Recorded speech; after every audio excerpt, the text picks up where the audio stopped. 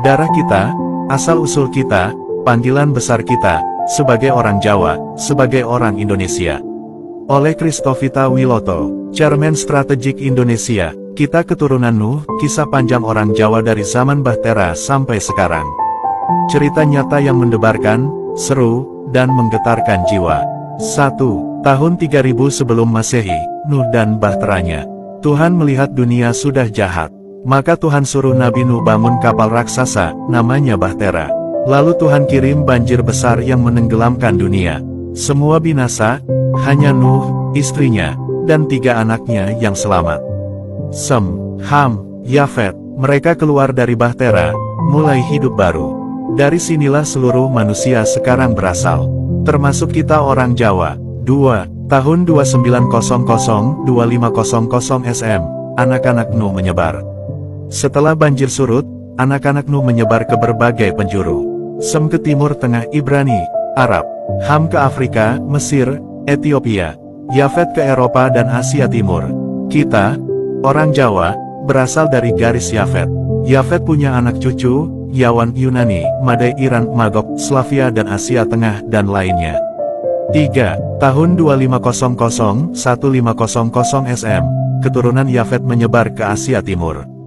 Garis keturunan Yafet ini berjalan jauh, menyusuri gunung-gunung Asia Tengah, menyeberangi sungai-sungai besar, lalu menetap di tempat bernama Taiwan, Filipina, dan Kalimantan. Di sanalah lahir bangsa Austronesia, leluhur kita. Mereka pandai berlayar, bercocok tanam, dan hidup rukun. 4. Tahun-tahun 1500-500 SM, bangsa Austronesia tiba di Jawa. Dari Taiwan, para pelaut Austronesia naik perahu layar kayu. Mereka menyusuri lautan, angin bertiup kencang, ombak tinggi, tapi mereka tidak takut. Mereka sampai ke Kalimantan, Sulawesi, Sumatera, Jawa, dan akhirnya, kita lahir sebagai orang Jawa. Mereka yang sampai di Jawa mulai bercocok tanam, tinggal di pegunungan, sungai, dan dataran yang subur. 5. Tahun 500 SM 100 M, orang Jawa makin berkembang. Di tanah subur ini, orang-orang mulai membuat budaya. Mereka mencipta bahasa sendiri. Mereka membuat gamelan, tembang, dan batik. Mereka mulai mengenal roh leluhur dan alam. Mereka disebut Jawa, bukan hanya karena tempat tinggalnya, tapi karena jiwa dan budayanya. 6. Tahun 400 M, Kerajaan Tarumanegara di Jawa Barat. Sekarang kita masuk masa kerajaan. Yang pertama di tanah Jawa adalah Kerajaan Tarumanegara, letaknya di Jawa Barat, sekitar tahun 400 Masehi. Rajanya bernama Purnawarman. Mereka bikin prasasti batu yang bisa kita lihat sampai sekarang. 7. Tahun 600-900 M, Kalingga dan Mataram kuno di Jawa Tengah. Di Jawa Tengah muncul kerajaan-kerajaan hebat. Kerajaan Kalingga, dipimpin Ratu Sima. Kerajaan Mataram kuno, membangun Candi Borobudur. Borobudur dibangun sekitar tahun 800 M, sebagai lambang doa dan ketenangan. Semua itu hasil karya tangan orang Jawa yang tidak punya tank, tapi punya jiwa dalam. 8. Tahun-tahun 1200 sampai tahun 1500 M, Mataram Islam dan campuran budaya. Ketika Islam masuk lewat para wali, orang Jawa menerima dengan damai. Mereka tidak menghancurkan, tapi mencampur budaya Jawa dan Islam. Lahir kerajaan Mataram Islam, yang memperkuat spiritualitas orang Jawa. Bahasa tetap Jawa, budaya tetap Jawa, tapi hati makin dekat ke Tuhan. 9. Tahun 1945 Jawa merdeka bersama Indonesia. Setelah dijajah Belanda ratusan tahun. Setelah darah pahlawan tumpah di medan tempur. Akhirnya, tahun 1945, kita merdeka. Orang Jawa ikut berjuang, bukan dengan senjata saja, tapi juga dengan doa, budaya, dan semangat tidak menyerah. 10. Tahun 2025 sekaranglah waktunya Jawa bangkit lagi. Hari ini, Tuhan sedang melihat ke arah timur. Tuhan berkata, "Aku tanamkan kasih di tanah ini. Aku sembunyikan damai di pulau ini. Aku titipkan pengharapan di hati orang Jawa. Kini saatnya kita sadar, kita bukan bangsa kecil, kita bukan anak sisa, kita adalah bangsa pelayan. Kita dipanggil untuk membawa terang ke dunia. Kita adalah Jawa, keturunan Nuh. Dari Nuh, ke Yafet, ke bangsa Austronesia, ke tanah Jawa, ke kita yang sedang membaca ini. Tuhan tidak salah memilih. Orang Jawa itu lembut, tapi kuat. Diam, tapi mendalam. Terlihat kecil, tapi menyimpan nubuatan. Tuhan tidak salah tanam benih di sini. Dan sekarang benih itu sedang tumbuh. Jawa, pembawa damai, tugas kita di akhir zaman. Lanjutan dari kisah pewahyuan, dari Bahtera Nuh ke Tanah Jawa. Dunia hari ini, kacau, bingung, tak ada damai. Hari ini dunia makin canggih, tapi hati manusia makin kacau. Orang berlomba jadi kuat, tapi tak tahu untuk apa. Orang saling bunuh demi uang, tapi kehilangan damai. Negara-negara besar adu senjata, adu pengaruh, adu ego. Tapi Tuhan tidak ikut dalam kebisingan itu. Tuhan diam, dan melihat ke timur. 2. Tuhan memandang ke Tanah Jawa. Tuhan melihat bangsa yang lembut. Bangsa yang tidak berteriak. Bangsa yang tidak serakah. Bangsa yang lebih suka menanam, menenun, menyanyi, berdoa. Di sana aku titipkan harapan. Di sana aku tanam damai seperti benih di ladang. Dan waktunya sekarang, aku akan buat benih itu tumbuh. Ya, Tuhan sedang berbicara tentang Jawa. 3. Nubuatan Tuhan atas orang Jawa. Tuhan berkata kepada langit dan bumi, "Bangkitlah, Jawa, anak timur. Aku tidak menciptakanmu untuk jadi penonton sejarah, tapi untuk membawa terang di tengah kegelapan. Kau tidak akan berperang dengan senjata, tapi dengan kasih. Kau tidak akan menaklukkan kota, tapi kau akan menyembuhkan bangsa-bangsa. Kau akan menari sambil memujiku, dan tanah akan bergetar oleh hadiratku." 4. Tugas besar orang Jawa di akhir zaman. Tuhan tidak minta kita jadi kaya raya. Tuhan tidak minta kita menguasai dunia. Tuhan hanya minta kita menjadi terang di kampung kita sendiri. Mengampuni, walau disakiti. Menghibur, walau sedang susah. Menyembuhkan luka orang lain, walau diri sendiri belum sembuh total. Menjaga bumi, menanam, merawat. Berdoa, menyanyi, dan hidup dalam damai. Karena dunia sedang kehabisan itu semua. Zaman akan bergeser. Jawa akan diperhatikan dunia. Dulu dunia tidak kenal Jawa. Tapi sebentar lagi dunia akan berkata, "Kenapa ada kedamaian di sana? Kenapa orang-orangnya tidak membalas kekerasan dengan kekerasan? Kenapa budaya mereka membawa tenang di hati?" Dan saat itu tiba, dunia akan datang untuk belajar. Mereka tidak akan datang melihat istana, tapi akan datang ke rumah-rumah bambu yang penuh cinta. Kepada orang-orang tua Jawa, doamu tidak sia-sia. Tuhan melihat doa-doa nenek kita. Doa dalam sunyi, doa dalam tangis, doa dalam bahasa Jawa halus. "Gusti, mugi anak putuku selamat, mugi bangsa kula boten rusak." Dan Tuhan jawab sekarang, "Ya, aku dengar. Aku akan pakai anak cucumu menjadi terang. Aku akan angkat tanahmu menjadi berkat." 7. Kepada anak-anak Jawa hari ini, inilah saatmu. Hai kamu yang mungkin hanya kerja di sawah. Kamu yang dagang kecil-kecilan. Kamu yang belajar diam-diam, tapi hatimu haus akan kebenaran. Kamu sedang Tuhan siapkan. Kamu bukan sisa sejarah. Kamu bukan kelas 2. Kamu bukan bayangan dari Jakarta. Kamu terang dari timur. Bangkitlah, Jawa. Ini waktumu. Dunia menunggu suaramu. Tapi bukan suara keras, melainkan suara damai. 8. Apa kata Tuhan di akhir zaman untuk Jawa? "Aku menabur damai di tanahmu. Aku menyembunyikan mutiaraku di lembahmu. Aku menitipkan nubuatan kepada anak-anakmu. Bangkitlah, bersinarlah, sebab terangmu datang, dan kemuliaan Tuhan terbit atasmu." Yesaya 60 ayat 1. Kalau engkau membaca ini dan hatimu gemetar, itu bukan karena tulisan ini kuat, tapi karena roh Tuhan sedang menyentuh jiwamu. Dan dia berkata, "Jawa, ini waktumu. Jangan takut, jangan mundur, jangan ragu. Aku menyertaimu." Doa orang Jawa mengubah bangsa-bangsa. Bagian ketiga dari kisah pewahyuan ilahi untuk bangsa timur. Doa orang Jawa tidak terdengar di dunia, tapi terdengar di surga. Banyak orang mengira kekuatan datang dari senjata, dari uang, dari media, dari teknologi. Tapi Tuhan melihat hal yang tidak dilihat manusia. Doa di sudut rumah bambu. Air mata di dalam kamar kecil yang gelap. Lagu pujian lirih dari seorang ibu tua di dapur. Itulah doa orang Jawa. Diam, dalam, tidak dipamerkan, tapi menggetarkan sorga. 2. Tuhan menghitung doa dari dapur dan sawah. Satu doa nenek di pagi buta lebih kuat dari 1000 pidato di TV. Doa orang Jawa tidak ditulis di kertas emas, Tidak diucapkan pakai mikrofon, tapi diucapkan dengan hati yang remuk. Gusti, mugi bangsa kula tetap rukun.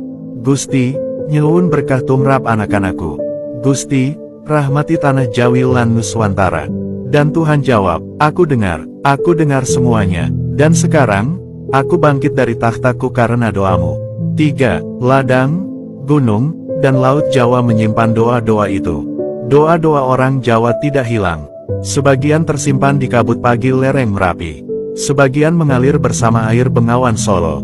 Sebagian tertanam di padi yang tumbuh di sawahmu. Sebagian berbisik di antara desir pantai selatan. Doa-doa itu sedang dikumpulkan oleh malaikat. Dan saat cawan doa itu penuh, Tuhan akan menuangkannya ke bangsa-bangsa.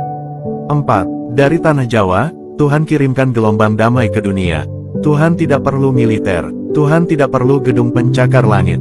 Tuhan hanya butuh hati yang berserah dan tidak mementingkan diri. Dari tanah Jawa, Tuhan sedang bangkitkan guru-guru yang membentuk generasi emas, petani-petani yang berdoa di ladang, pengusaha-pengusaha kecil yang jujur, seniman-seniman yang memuliakan Tuhan lewat gamelan dan tarian, pemimpin-pemimpin baru yang takut akan Tuhan. Mereka tidak terkenal, tapi mereka sedang dikirim seperti garam, memberi rasa, menyelamatkan. V. Kitab Akhir Zaman akan membuka halaman tentang Jawa. Dalam pewahyuannya, Tuhan simpan satu halaman tentang Timur. Tentang pulau-pulau, tentang bangsa yang tak diperhitungkan. Bangsa dari pulau-pulau jauh akan datang membawa persembahan damai. Yesaya 60 ayat 9. Orang-orang yang hina dunia akan aku angkat menjadi terang. 1 Korintus 1 ayat 28. Dan saat bangsa-bangsa besar hancur karena kesombongan, Jawa, yang dulu dianggap kecil, akan berdiri dengan wajah damai. V. Anak-anak Jawa akan diurapi, dikirim, dan dihormati. Suatu saat nanti, dunia akan melihat anak-anak Jawa dan berkata, mengapa anak ini bisa membuat damai di antara dua musuh? Mengapa anak ini bisa mengampuni pembunuh ayahnya? Mengapa anak ini hidup miskin tapi bahagia? Dan Tuhan akan jawab, karena aku hidup dalam mereka. Aku yang menjadikan orang lemah, kuat dalam kasih. 7. Seruan Tuhan kepada orang Jawa hari ini. Tuhan tidak sedang mencari pahlawan besar. Tuhan sedang mencari kamu. Ya, kamu yang membaca ini. Mungkin kamu belum lulus kuliah. Mungkin kamu hanya buruh. Mungkin kamu sedang sakit. Mungkin kamu hanya dianggap remeh. Tapi Tuhan berkata, kamulah yang aku cari. Kamulah pasukan rahasiaku. Kamulah obor kecil yang akan menyalakan api kebangunan. 8. Apa yang harus kita lakukan sekarang? Tugas kita bukan menunggu terkenal. Tugas kita adalah berdoa setiap hari, sekecil apapun itu. Mengampuni orang yang menyakiti kita. Menjadi berkat di keluarga, tetangga, desa. Tidak ikut dalam tipu daya, fitnah, dan kebencian. Membaca firman dan hidup dalam kasih. Karena kita tahu, kita bukan sekadar orang Jawa. Kita adalah anak-anak terang di akhir zaman. IX, doamu tidak akan pernah sia-sia. Doa-doamu hari ini akan menjadi gelombang damai untuk bangsa-bangsa besok.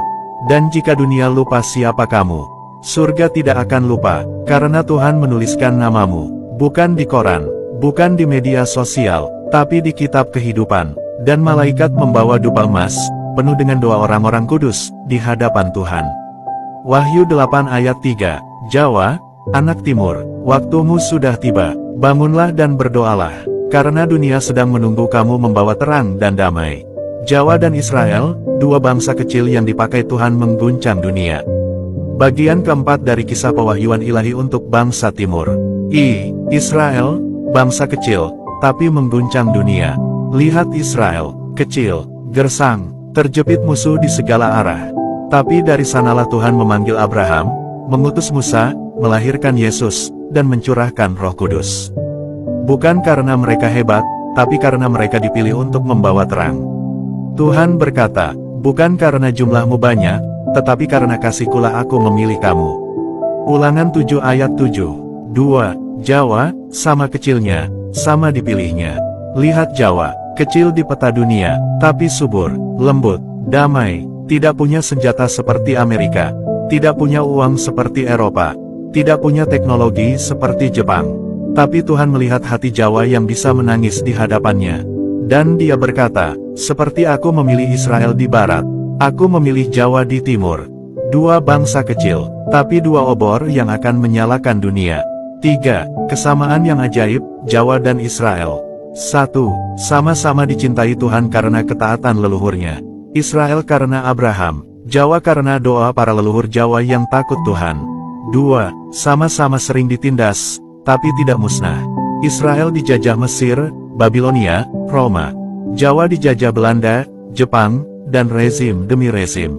Tapi dua-duanya tetap berdiri karena Tuhan memelihara. 3. Sama-sama membawa damai lewat budaya dan ibadah. Israel punya Mazmur, Jawa punya tembang. Israel punya mesbah, Jawa punya doa lirih di pojok rumah bambu. 4. Dua tiang api di ujung dunia, barat dan timur. Bayangkan ini, Israel sama dengan tiang api di barat. Jawa sama dengan tiang api di timur. Keduanya menyala di saat dunia gelap. Keduanya akan bertemu dalam rencana Tuhan yang besar. Dari timur sampai barat, namaku akan dimuliakan, kata Tuhan. Maleakhi 1 ayat 11. Aku akan memanggil anak-anakku dari ujung bumi. Yesaya 43 ayat 6. V. Yesus lahir di Israel, tapi akan ditinggikan sampai ke Jawa. Yesus lahir di Bethlehem, tapi dia tidak berkata, kabar baik hanya untuk Yerusalem. Dia berkata, pergilah, jadikan semua bangsa muridku. Matius 28 ayat 19. Maka Injil sampai ke Jawa.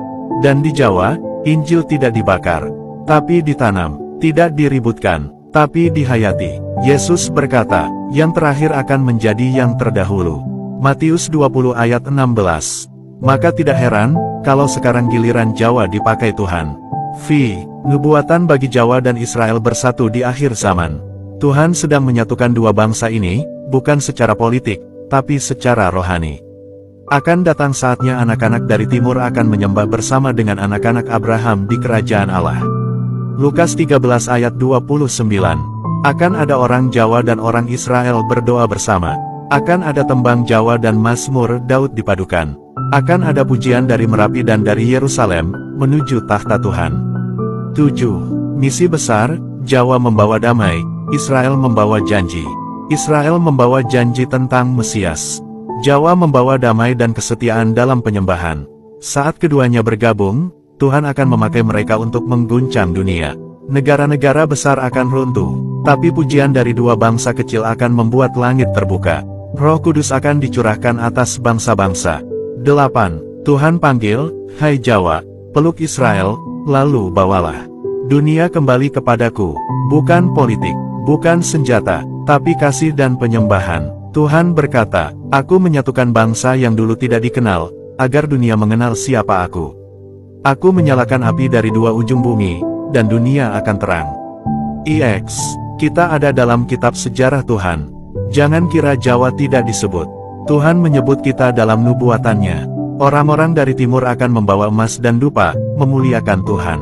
Yesaya 60 ayat 6. Pulau-pulau akan menanti hukumku. Yesaya 42 ayat 4. Kita adalah bagian dari rencana itu. Jangan takut, jangan mundur, jangan merasa kecil, karena Tuhan memilih yang kecil untuk mengguncang yang besar. Jawa akan bernyanyi di hadapan Raja segala raja. Bagian kelima dari kisah pewahyuan bangsa Jawa di akhir zaman. Tuhan tidak mencari suara indah, tapi hati yang lembut. Di akhir zaman, Tuhan tidak mencari panggung besar. Dia tidak mencari konser mewah. Dia mencari lagu-lagu yang naik dari sawah dan rumah sederhana. Tuhan mendengar tembang lirih di dapur, nyanyian saat masak air, lagu pujian sambil menyapu halaman, lirih doa sambil menanak nasi. Itulah nyanyian orang Jawa. Dan Tuhan berkata, aku duduk di atas pujian mereka. Mazmur 22 ayat 3. 2. Tembang Jawa, pujian dalam bahasa jiwa. Orang Jawa tidak banyak bicara, tapi ketika mereka menyanyi, jiwa mereka tumpah, kesedihan mereka meleleh, harapan mereka naik ke langit. Lagu-lagu seperti Ilir-ilir, Lir-ilir tembang Sunan Kalijaga, Suwe Ora Jamu, Dandang Gula, bukan sekadar musik, tapi doa dalam bentuk budaya. 3. Bayangkan, tembang Jawa menyambut Raja Sorga. Lihat dengan mata rohmu, ribuan orang Jawa berdiri di lereng gunung. Mereka memegang angklung, siter, gamelan kecil. Lalu mereka menyanyi, Gusti, mugi paduka rawuh. Gusti, pun teko ing langit. Dan langit terbuka, sinar Tuhan turun, dan Yesus tersenyum, karena suara itu bukan dari konser mewah, tapi dari hati yang bersih. 4. Kekuatan pujian Jawa, mengusir kegelapan. Ada kuasa dalam pujian orang Jawa. Setiap pukulan kendang sama dengan menghancurkan roh takut. Setiap bunyi sitar sama dengan membungkam suara iblis. Setiap alunan sinden sama dengan membangunkan malaikat-malaikat. Ketika orang Jawa menyanyi kepadaku, aku akan mengirim tentaraku. Sabda roh Tuhan, seperti waktu Raja Daud memetik kecapi, dan roh jahat lari. Demikian juga ketika embahmu menyanyikan kidung, roh gelap di rumahmu kabur. V. Anak-anak Jawa akan mencipta lagu untuk dunia. Sekarang saatnya, anak-anak muda Jawa bangun dari game dan media sosial. Ambil gitar, ambil gamelan, ambil suaramu. Lalu nyanyikan tentang kasih, damai, dan pengampunan. Karena dunia kehabisan lagu-lagu jujur. Dunia penuh lagu amarah dan nafsu. Tapi dari Jawa, akan muncul lagu. Aku ngampuni kowe, senajan kowe ngelarani aku. Gusti, mugi kulo tansah eling lan waspada. Sabar kuwi ora lemah, sabar kuwi kuat. V. Satu hari di sorga, akan terdengar bahasa Jawa. Percaya atau tidak, akan datang hari di sorga, ketika para malaikat berkata, ada pujian baru hari ini. Suaranya halus, lembut, dalam. Itu dari mana? Itu dari tanah yang bernama Jawa. Dan Yesus akan berkata, itu suara anak-anakku dari timur. Aku rindu mendengar mereka lagi. 7. Dunia akan belajar pujian dari Jawa. Akan tiba waktu, bangsa-bangsa akan datang ke Nusantara. Ajari kami menyanyi seperti kalian. Ajari kami memuji dengan hati yang tenang. Ajari kami menangis sambil menyanyi. Mereka tidak akan belajar teknologi dari kita. Tapi mereka akan belajar menyembah dengan tulus. Dan dunia akan berubah. 8. Tugas kita sekarang, nyanyikan kasih di tengah derita. Saat harga naik, tetap menyanyi. Saat difitnah, tetap memuji. Saat ditinggal, tetap bersyukur. Saat kecewa, tetap lembut. Karena setiap tembang dari hatimu sedang membuka langit. Dan ketika langit terbuka, damai turun, terang datang. Dan bangsa-bangsa melihat Tuhan. IX. Jawa akan bernyanyi, sampai langit terkoyak. Dan Yesus akan turun bukan karena panggilan teriak, tapi karena suara lembut dari tanah yang disebut orang. Tanah biasa, tanah Jawa. Nyanyian baru akan terdengar dari ujung bumi, dari pulau-pulau, bagi Tuhan Sang Penebus. Yesaya 42 ayat 10. Siapkan sitar dan kendangmu, siapkan hatimu. Karena sebentar lagi, Jawa akan menyanyi di hadapan Raja segala Raja. Bagian ke-6. Gusti NYUWUNPANGAPUNTEN, pengakuan dosa orang Jawa yang membuka pintu kebangunan rohani. Bagian ke-6 dari kisah pewahyuan ilahi untuk bangsa timur. I. Bangsa besar tidak takut mengakui luka. Orang Jawa dikenal halus, lembut, dan sabar. Tapi kita juga tahu, bahwa dalam diam kita, ada luka. Dalam senyum kita, ada tangis yang kita tahan. Ada hal-hal yang tidak pernah kita bicarakan. Tapi Tuhan tidak menuntut kesempurnaan. Dia menunggu pengakuan. Karena tertulis, jika umatku merendahkan diri dan berdoa serta berbalik dari jalan-jalan mereka yang jahat, aku akan mendengar dari sorga dan memulihkan negeri mereka. 2 Tawarikh 7 ayat 14. 2. Kesalahan-kesalahan lama yang kita sembunyikan. Mari kita buka perlahan, seperti membuka luka yang ditutup rapat.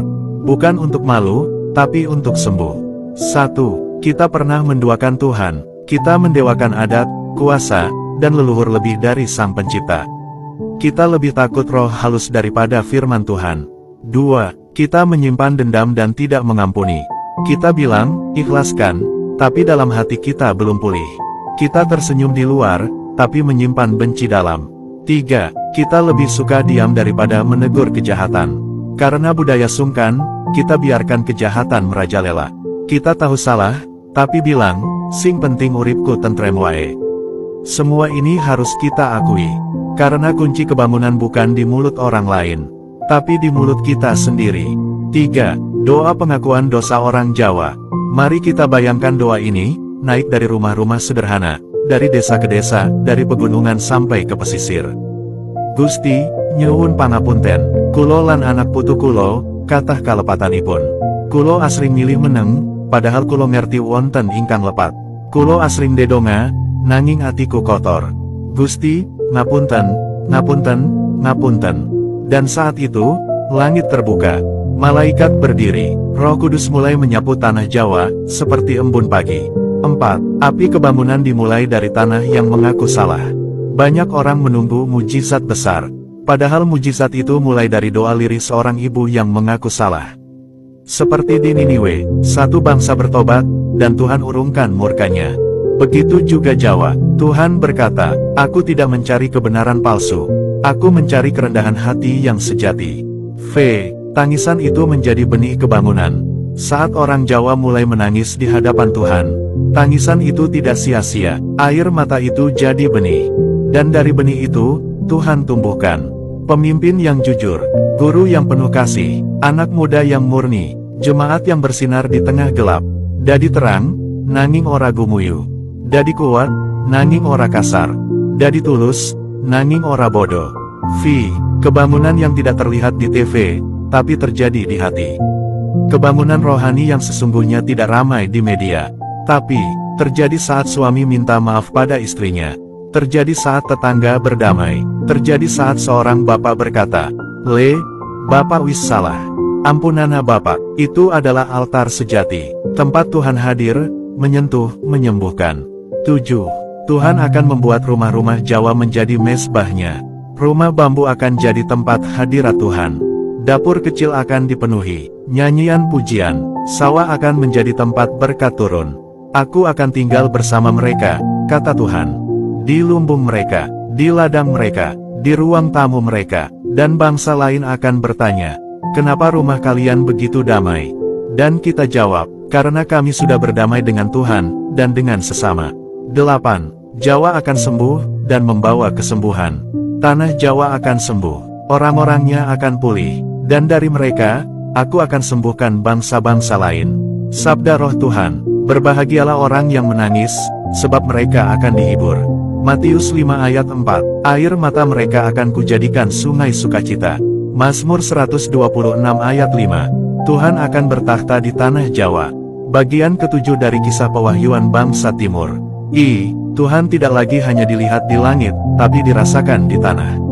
Langit adalah takhtaku, dan bumi adalah tumpuan kakiku.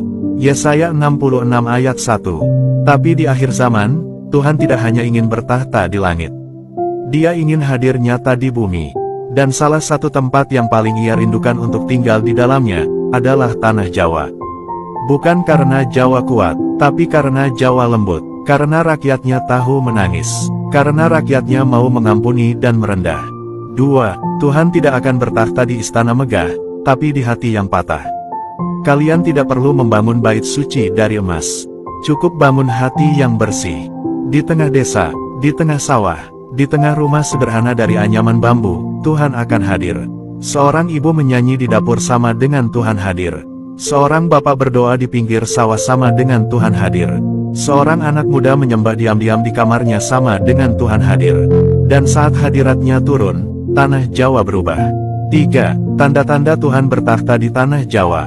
Ketika Tuhan duduk di atas takhtanya di hati orang Jawa, kita akan lihat tanda-tandanya. 1. Damai mengalir dari dusun ke kota. Orang tidak lagi saling curiga. Rakyat mulai saling tolong, tanpa kamera. 2. Keadilan muncul dari orang sederhana. Pemimpin baru muncul, bukan dari dinasti, tapi dari doa. Mereka adil, jujur, tidak rakus. 3. Air mengalir dari tempat kering. Daerah tandus tiba-tiba menjadi subur. Anak-anak yang dianggap bodoh jadi penuh hikmat. Sungai-sungai akan mengalir di padang belantara. Yesaya 43 ayat 19. 4. Nubuat, Tuhan akan menggoncang dunia dari tanah Jawa. Dunia akan bertanya, apa yang terjadi di Jawa? Mengapa mereka hidup dalam damai, sementara kita saling berperang? Mengapa ekonomi mereka bertumbuh, walau tanpa korupsi? Mengapa pemimpin mereka tidak ingin disanjung, tapi melayani? Dan jawabannya hanya satu, karena Tuhan duduk di sana. Karena Tuhan tinggal bersama mereka. Inilah yang disebut pemerintahan ilahi tanpa istana. Inilah kerajaan Tuhan yang tidak tampak, tapi nyata. Dari tanah Jawa, bangsa-bangsa akan belajar tentang Tuhan.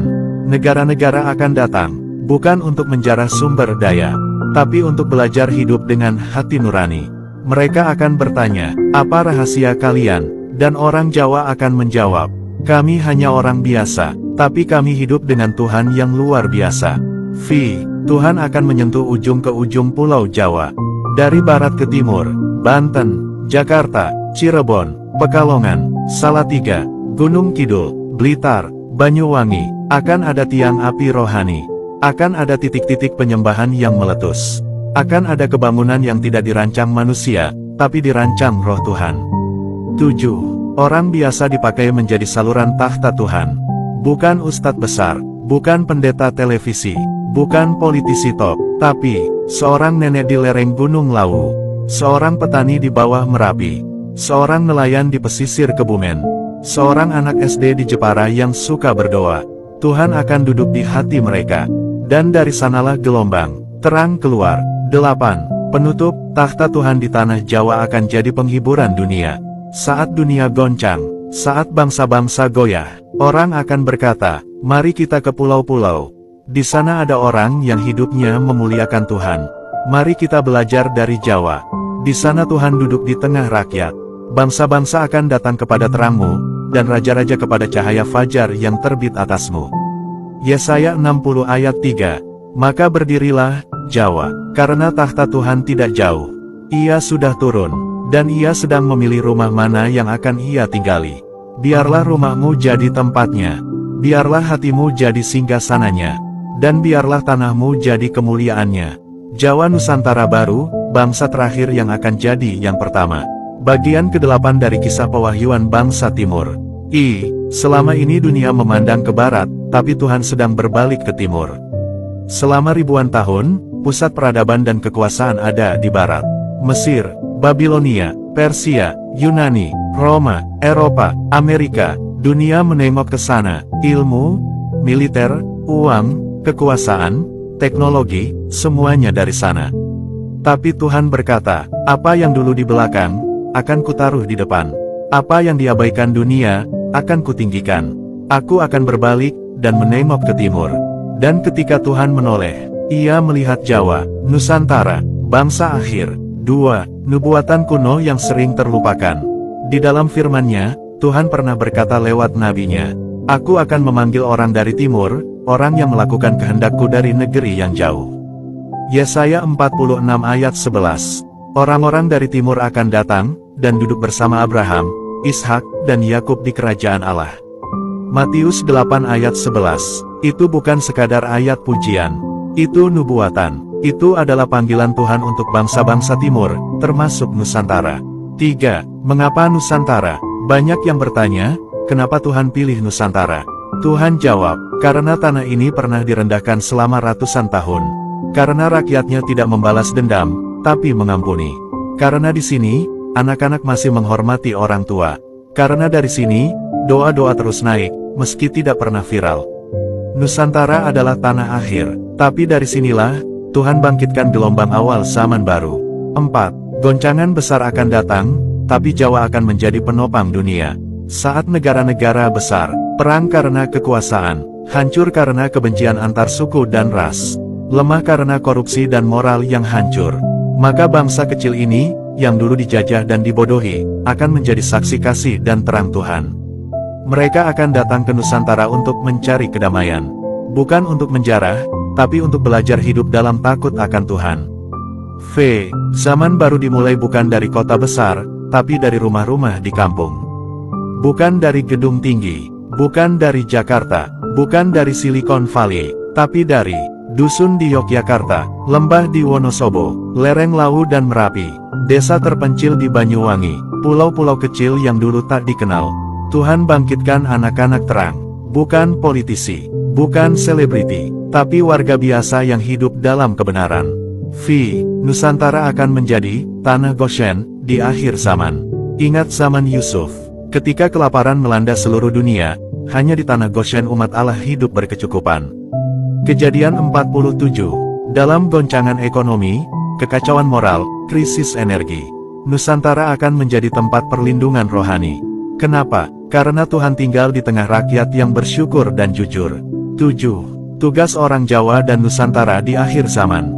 Bukan untuk berperang, bukan untuk memperluas kerajaan dunia, tapi untuk menjadi terang yang tidak padam. Tugas kita, menyembah Tuhan dengan tulus, mengampuni sesama, menjadi damai di tengah dunia penuh konflik, membesarkan anak-anak dalam kasih dan takut akan Tuhan, menjadi pemimpin yang rendah hati. Dengan itu, kita akan jadi bangsa pertama di mata Tuhan. 8. Penutup, yang terakhir akan jadi yang pertama, yang terakhir akan menjadi yang terdahulu, dan yang terdahulu akan menjadi yang terakhir.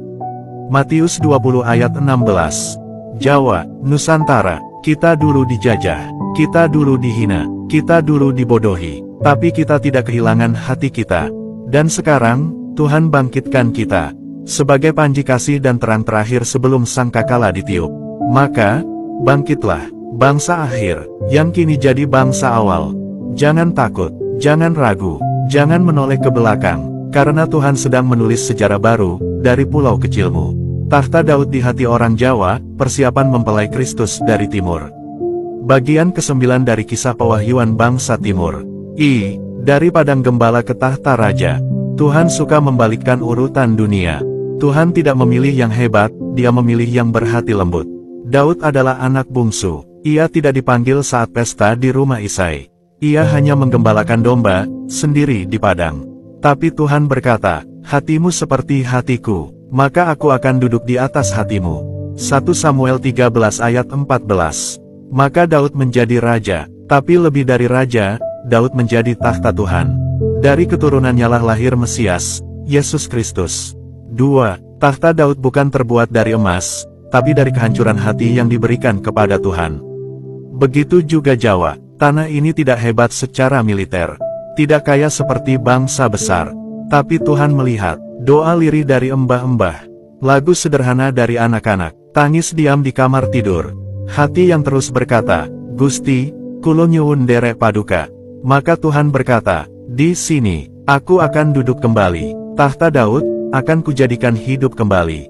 Di hati orang Jawa. 3. Tahta Daud sedang dihidupkan kembali, di tanah Jawa. Dalam roh, terlihat seperti ini. Di tengah hutan Jawa, sebuah cahaya mulai menyala dari dalam rumah-rumah. Orang-orang mulai menyembah, bukan karena panggung, tapi karena cinta.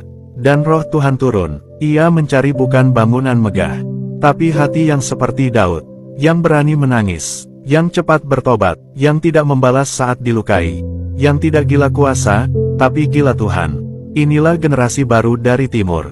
Inilah Daud-Daud baru, dan tahta itu sedang dibangun kembali, bukan di Yerusalem dulu, tapi di tanah yang paling tak dianggap Jawa. 4. Persiapan mempelai Kristus dari Timur. Mempelai Kristus bukan soal agama, tapi tentang hati yang setia dan kudus. Dan dari ujung dunia ini, dari tanah yang dulu dilupakan, Tuhan sedang membentuk gadis-gadis Jawa yang menyembah dengan air mata, pemuda-pemuda Jawa yang lebih mencintai salib daripada tahta, orang tua yang mengajar anaknya tentang kesetiaan dan kebenaran. Gereja yang murni, tak bercacat celah, akan menyambutnya saat Ia datang kembali. Efesus 5 ayat 27. Dan bagian dari gereja itu, akan lahir dari Jawa, dari Timur, dari bangsa yang terakhir, tapi dipanggil menjadi yang pertama. Nubuat, dari Timur akan terbit kemuliaan terakhir. Kemuliaan rumah yang terakhir akan lebih besar daripada yang semula, firman Tuhan semesta alam. Dan di tempat ini aku akan memberikan damai sejahtera. Hagai 2 ayat 9, tempat ini, bukan hanya bangunan, tapi hati, dan Tuhan sedang menaruh kemuliaannya di hati orang Jawa yang lembut. Dunia akan heran, bagaimana mungkin bangsa yang tidak punya kekuatan militer, tidak punya teknologi, tidak punya media besar, bisa membuat hadirat Tuhan turun. Jawabannya, karena mereka tidak ingin kemuliaan bagi diri mereka. Mereka hanya ingin Tuhan senang. Dan Tuhan berkata, itulah mempelaiku, mempelai Kristus dari Jawa, kudus, lemah lembut. Tidak tersohor di dunia, tapi dipuji di surga. Orang-orang Jawa akan menjadi penyambut kedatangan Sang Raja. Mereka akan mempersembahkan nyanyian, mempersembahkan kehidupan, mempersembahkan kesetiaan sampai mati, menjadi umat yang setia dalam kesederhanaan, bukan kemewahan. Dan saat Yesus datang, Ia tidak akan menurunkan kakinya di istana dunia, tapi Ia akan turun kepada orang-orang yang hatinya telah jadi tahtanya. 7. Penutup, kau tak tersohor di dunia, tapi namamu dikenal di sorga. Kepada gereja di Smyrna, yang miskin, tapi dikatakan, kamu kaya di hadapanku. Wahyu 2 ayat 9, Tuhan berkata kepada orang Jawa, engkau tidak dikenal di konferensi dunia, tapi malaikat-malaikat tahu namamu. Engkau tidak viral, tapi doamu membuat langit gemetar. Engkau tidak dihormati politikus, tapi engkau dihormati di hadapanku. Karena engkau memelihara hati seperti Daud, maka engkau adalah bagian dari mempelaiku. Bangkitlah, Jawa, karena tahtamu bukan dari emas, tapi dari air mata, pengampunan, dan pujian. Dan tahtamu akan menjadi tempat, di mana sang raja duduk di akhir zaman. Wahyu terakhir, mempelai dari timur akan menyambut sang raja kemuliaan. Bagian ke-10 dari kisah pewahyuan bangsa timur. Akhir dari segala zaman bukan kegelapan, tapi perjumpaan.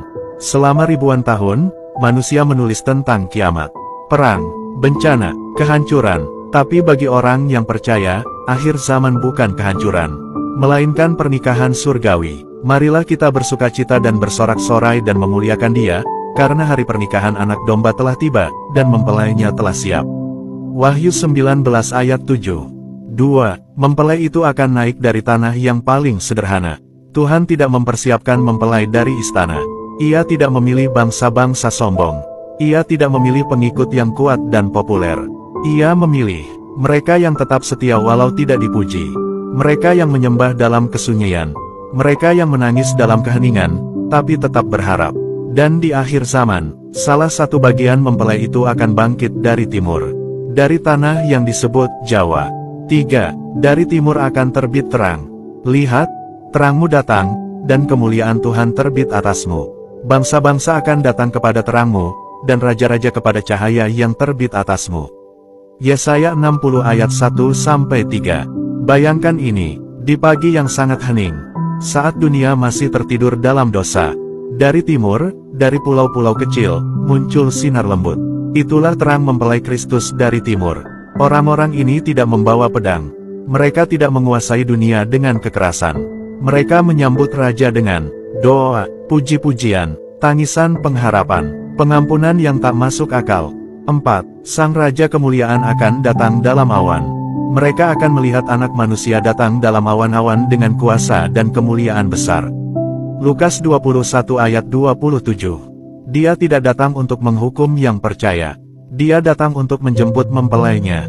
Dan saat itu, orang-orang Jawa akan berdiri, bersama suku-suku dari timur, menyanyi dengan lagu sederhana, dengan air mata dan senyum, menyambut Dia yang telah lama dijanjikan. Bukan agama, tapi kasih sejati.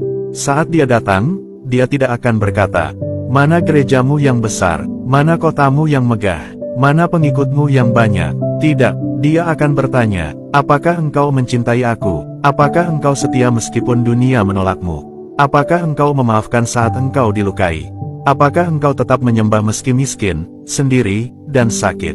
Dan orang Jawa akan menjawab, Gusti, kulo mboten saged ndedonga banter, nanging kulo tansah tresna paduka. Kulo mboten sempurna, nanging kulo tetap ngarep-arep paduka. Kulo meneng, tapi kulo kangen. Dan Yesus akan berkata, itulah mempelaiku, aku akan tinggal bersama mereka selamanya. Dunia akan terdiam saat sang raja turun.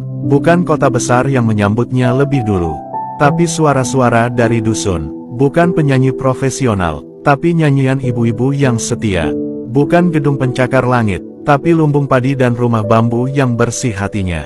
Dan malaikat akan berkata, mempelainya siap, sambutlah sang raja. 7. Penutup dari segala pewahyuan, roh dan mempelai itu berkata, Maranatha, datanglah, Tuhan Yesus.